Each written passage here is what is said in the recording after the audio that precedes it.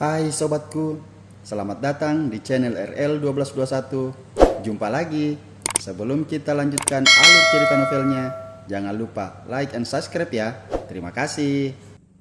Bab 433 sampai dengan 435 dia sudah kehilangan kekuasaan. Tidak kenal, jawab Nella sambil melihat Abigail dengan serius. Sikap Nella sangat panik, seolah-olah takut Abigail tidak percaya. Astaga, ya sudah kalau tidak kenal, mengapa kamu panik sekali? Judith langsung mengomel karena kebingungan melihat sikap Nella. Tentu saja, pekerjaanku sangat rahasia, tidak semua orang bisa mengenalku. Sudahlah, kalian, kamu dan Abigail keluar dulu, aku mau bicara dengannya. Nella menarik napas panjang, lalu duduk di kursi. Nella, aku sudah bilang padamu. Aku tahu harus bagaimana mengurus masalah ini. Bisakah jangan ikut campur lagi? Tanya Abigail dengan tidak berdaya. Dia kira Nella sudah pasti mau menyuruh Peter meninggalkannya. Benar, Nella.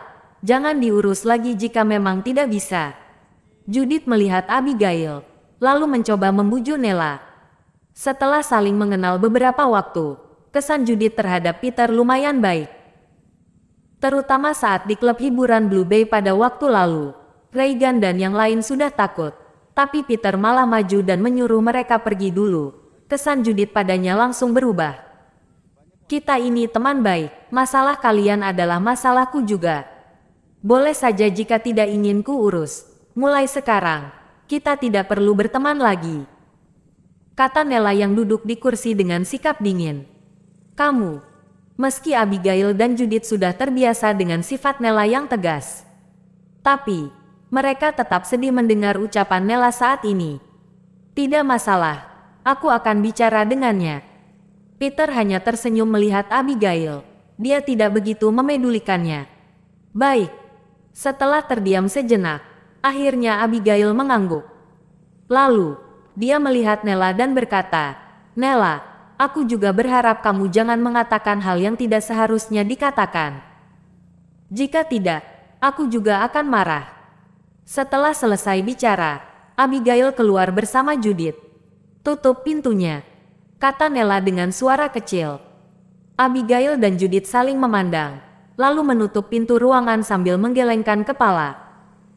Nella yang sedang duduk di kursi mendengar suara langkah kaki Abigail dan Judith dengan saksama. Setelah memastikan mereka telah berjalan jauh, Nella baru menoleh ke arah Peter. Wush!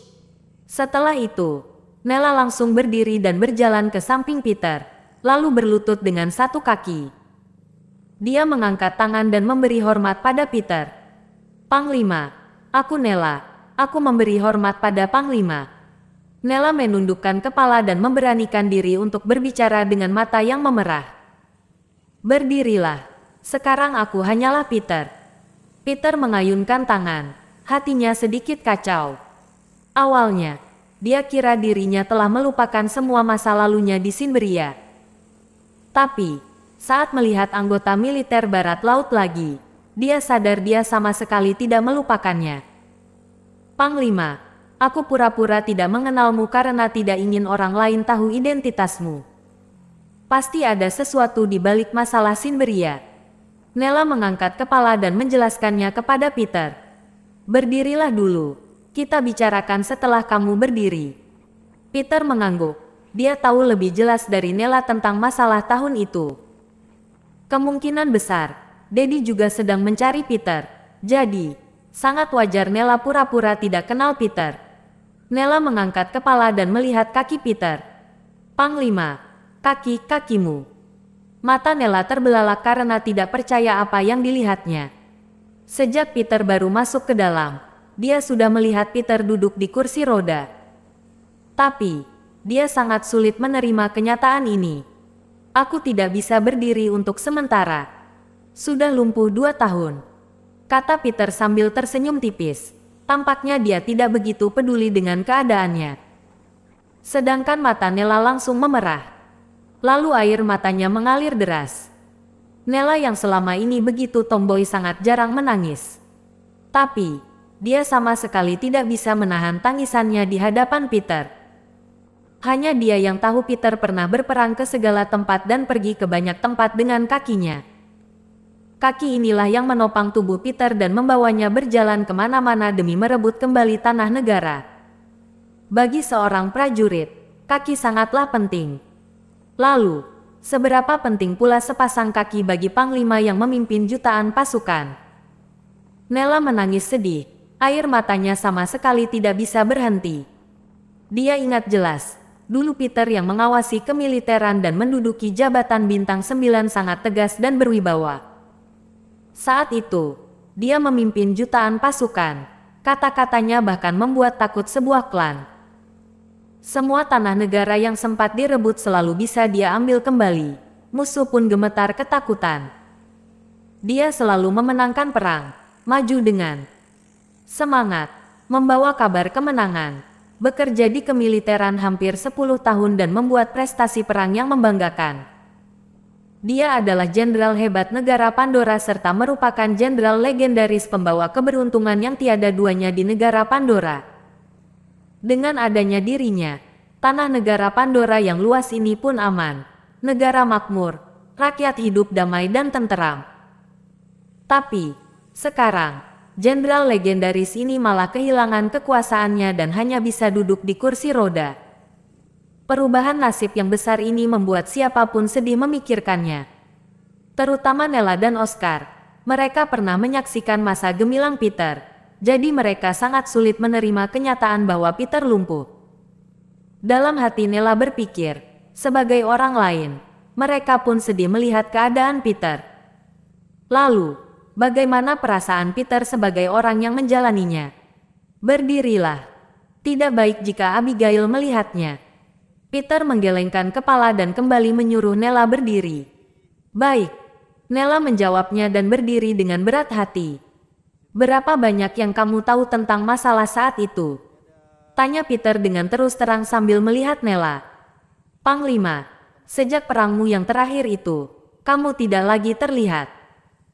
Atasan berkata pada kami bahwa kamu terluka berat, jadi harus meninggalkan kemiliteran untuk sementara agar bisa beristirahat.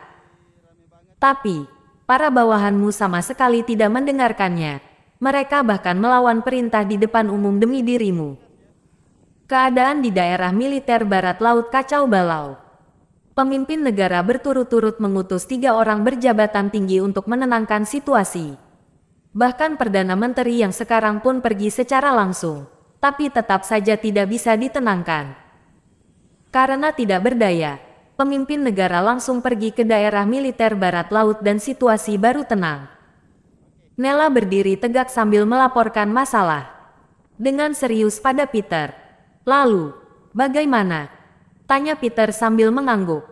Oscar juga pernah memberitahukan hal ini padanya, tapi tidak terlalu detail. Sedangkan sebagai anggota intelijen kemiliteran, Nella tentu berpeluang mengetahui lebih banyak hal. Lalu, pemerintahan menurunkan perintah untuk mengangkat Dedi menjadi wakil panglima yang menggantikan posisimu sementara. 2 tahun telah berlalu, jabatan Dedi sudah berubah. Bisa dibilang dia sudah sepenuhnya mengambil alih posisimu. Nella menjelaskannya pada Peter dengan serius. Dedi benar-benar bawahanku yang baik, kata Peter sambil menggeleng dan tersenyum, seperti sedang menertawai dirinya. Panglima, Dedi lebih pandai berbicara daripada dirimu. Saat masih menjabat, kamu tidak pernah mendekati dan menyanjung orang lain. Tapi, Dedi malah sangat berbeda darimu. Dia mempertahankan hubungan dengan baik. Hubungannya dengan semua orang pun sangat baik. Karena itulah jabatannya bisa berubah begitu cepat. Kata Nella sambil menghela napas. Dia sangat menyayanginya. Benar, jika dia tidak begitu pandai bicara, bagaimana dia bisa menipuku untuk percaya padanya dulu? Peter mengangguk sambil tersenyum, tapi sebenarnya dia merasa kesal. Menipu. Nella bingung mendengar itu. Dia tidak benar-benar mengerti maksud Peter. Tapi, dia juga tidak berani banyak tanya. Panglima, meski Panglima Dedi sangat pandai mempertahankan hubungan baik dengan orang lain, tapi kemampuan memimpin dan berperangnya benar-benar kalah darimu. 2 tahun ini, kami terus kalah perang dan selalu bersiaga, bahkan sudah mundur ke daerah dalam perbatasan. Tanah negara yang telah kamu rebut dulu kini kembali dikuasai oleh musuh. Nella menghela napas panjang saat mengatakan ini. Aku benar-benar tidak tega melihat para prajurit pemberani itu berkorban nyawa dengan sia-sia. Jadi, aku sedih dan meninggalkan kemiliteran, kata Nella sambil menggelengkan kepala. Dia sangat tidak rela. Bukan hanya Nella, bahkan Oscar dan para prajurit yang dulu mengikuti Peter pun merasa sangat tidak rela. Mereka pernah ikut dengan Peter dan merasakan kebahagiaan saat menang. Jadi mereka sangat sulit menerima rasa kecewa dari kekalahan mereka. Untuk sementara jangan bahas ini lagi. Dulu kamu bertugas mengurus informasi dari berbagai tempat, jadi pasti sangat banyak hal yang kamu ketahui. Ada yang mau kutanyakan padamu. Peter mengayunkan tangan sambil melihat Nella dengan serius. Panglima, tanya saja.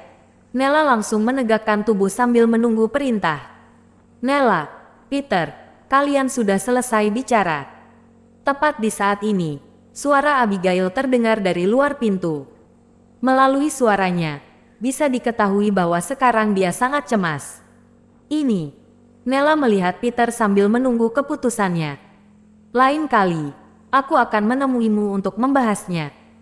Peter mengayunkan tangan dan berteriak ke arah pintu. Abigail, masuklah. Pintu pun terbuka. Abigail dan Judith masuk. Peter, Nella, kalian. Tatapan mata Abigail terlihat cemas. Dia sangat takut Nella berbicara kasar pada Peter. Tidak apa-apa, Nella hanya menyuruhku memperlakukanmu dengan baik, kata Peter sambil tersenyum dan menggelengkan kepala. Hah? Abigail dan Judith tercengang mendengar ucapan Peter. Bisa-bisanya Nelta mengatakan itu pada Peter. Abigail dan Judith saling memandang, lalu melihat Nella dengan kaget. Aduh, Abigail, tadi aku berkata pada Pet. Nella terbata-bata, dia masih tidak berani langsung memanggil nama Peter. Kamu lupa, namaku Peter, kata Peter sambil melihat Nella.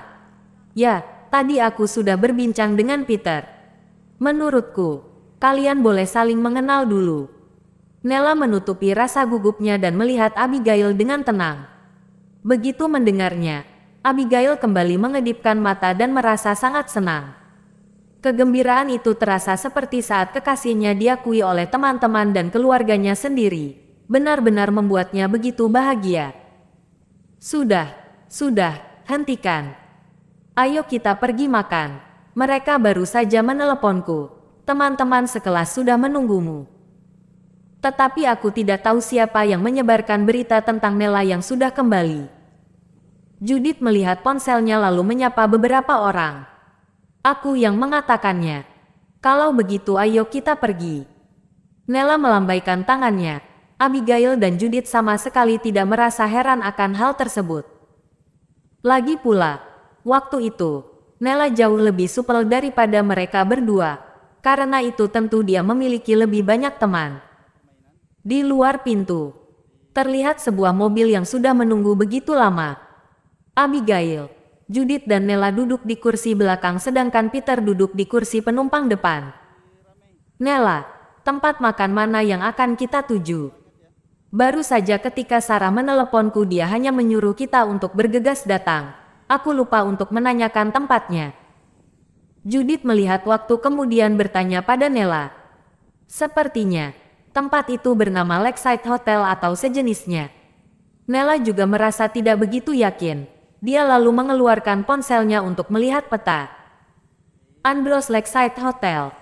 Judith tertegun sejenak, lalu bertanya dengan tergesa-gesa. Iya, benar, itu tempatnya. Kita akan menuju ke Andros Lakeside Hotel. Nella meletakkan ponselnya dan mengangguk sambil tersenyum. Di sisi lain, Abigail dan Judith saling melirik satu sama lain dengan ekspresi yang sedikit terkejut. Lagi-lagi mereka akan pergi ke Andros Lakeside Hotel. Sebenarnya siapa yang mentraktir mereka hari ini? Setelah itu, tanpa sadar Abigail dan Judith melirik ke arah Peter. Mereka masih ingat ketika Kenzo mentraktir mereka pada waktu itu. Dia malah dipukuli habis-habisan oleh Peter. Ada apa? Apakah ada yang salah dengan hotel itu? Nella yang melihat ekspresi Abigail dan Judith yang menjadi sedikit aneh langsung bertanya dengan tergesa-gesa. Tidak, tidak. Kita bicarakan itu nanti saja, ya. Dengan terburu-buru Abigail melambaikan tangannya dan berkata sambil tersenyum. Mobil mereka kemudian menuju ke arah Andros Lakeside Hotel. Dan di sepanjang perjalanan, Nella, Abigail dan Judith terus berbicara tanpa henti. Hanya saja, sesekali Nella mencuri pandang ke arah Peter lalu mengalihkan pandangannya dengan cepat. 2 tahun yang lalu, Nella bahkan tidak pernah berpikir akan bisa makan malam bersama dengan Peter. Tetapi sekarang, keinginan itu akhirnya terpenuhi. Sementara itu, di Andros Lakeside Hotel, masih di ruangan VVIP, di dalam aula Wisteria, Reagan, Ebet, Lydia, Kenzo dan teman-teman sekelas mereka yang lainnya sudah tiba di sana. Sudah bertahun-tahun sejak Nella pergi, tidak tahu apakah dia bertambah cantik atau tidak. Seorang gadis terlihat begitu antusias, sepertinya dia memiliki hubungan yang baik dengan Nella. Masih banyak wanita yang jauh lebih cantik darinya. Lagi pula apa gunanya menjadi cantik? Lydia yang merasa tersinggung pun langsung membalas perkataan gadis itu dengan cepat. Yang lainnya juga tidak ingin berdebat dengan Lydia. Mereka semua berpura-pura tidak mendengarnya. Ayolah, tidak mudah bagi teman lama untuk bertemu seperti ini. Aku masih bertanggung jawab dengan acara hari ini. Ayo semuanya bersikap lebih baik. Kenzo melonggarkan kerah bajunya dan berkata sambil melambaikan tangannya yang besar itu dengan bangga. Kak Kenzo memang hebat. Dengan segera Reagan mengulurkan ibu jarinya. Ekspresi wajahnya terlihat begitu penuh dengan pujian. Kak Kenzo, mengapa kita makan di tempat ini lagi? Seorang teman pria yang duduk di sebelah Reagan bertanya sambil menunjukkan ekspresi wajah yang sedikit kebingungan. Yang dia maksud tentu saja adalah tentang Kenzo yang dipukuli oleh Peter ketika mereka makan di tempat itu sebelumnya. Hehe, sepertinya kamu masih belum tahu, ya. Andros Lakeside Hotel ini sekarang sudah dibeli oleh perusahaan Lipon. Hotel ini sudah menjadi properti milik perusahaan Lipon. Reagan tersenyum sembari melihat ke arah pria itu. Sepertinya aku pernah mendengar tentang hal ini sebelumnya. Pria itu terdiam setelah mendengarkan perkataan Reagan. Dia masih tidak mengerti apa hubungan antara hal itu dengan Kenzo. Kak Kenzo kita ini sekarang sudah memiliki jabatan yang tinggi di perusahaan Lipon. Dia yang bertanggung jawab atas departemen farmasi perusahaan Lipon. Ini baru dinamakan seorang tokoh penting yang hebat. Reagan langsung berdiri dan memperkenalkan dengan wajah bangga seolah-olah dirinya juga merupakan seseorang yang memiliki jabatan tinggi di perusahaan Lipon. Apa? Orang-orang begitu terkejut setelah mendengar perkataan Reagan tersebut. Petinggi di perusahaan Lipon. Perusahaan Lipon adalah perusahaan yang tidak tertandingi. Meskipun orang-orang ini tidak begitu mengerti tentang lingkungan bisnis yang ada di kota Mandala. Tetapi selama beberapa waktu belakangan, semua saluran berita keuangan di kota Mandala terus membicarakan tentang perusahaan Lipon itu. Siapa yang tidak tahu tentang perusahaan Lipon yang begitu kuat secara finansial dan memiliki strategi yang begitu agresif? Sehari setelah perusahaan tersebut didirikan, mereka langsung mengambil alih tempat terbaik yang ada di area Lobo kota Mandala. Setelah itu, mereka juga menolak banyak sekali kontrak kerja dan menjalin kerja sama dengan banyak perusahaan besar maupun perusahaan kecil yang ada di kota Mandala. Tidaklah berlebihan jika dikatakan bahwa semua itu bukan kerja sama melainkan sebuah hadiah untuk perusahaan-perusahaan itu. Dalam waktu kurang dari 10 hari sejak berdirinya perusahaan tersebut, banyak sekali perusahaan besar dan perusahaan kecil yang menggantungkan nasib dari perusahaan mereka kepada perusahaan Lipon itu. Bisa bekerja di perusahaan Lipon tentu saja merupakan mimpi dari sekian banyak orang. Sedangkan Kenzo ternyata merupakan seseorang yang memiliki jabatan yang tinggi di perusahaan Lipon. Hal itu benar-benar membuat banyak orang merasa iri. Wah, Kak Kenzo memang sangat berbakat. Kak Kenzo, apakah kamu masih kekurangan karyawan di sana? Kak Kenzo, aku akan bersulang denganmu nanti. Kamu harus lebih memperhatikan kami kemudian hari. Ya. Secara tiba-tiba kerumunan orang-orang itu langsung mengepung Kenzo dengan banyak pujian.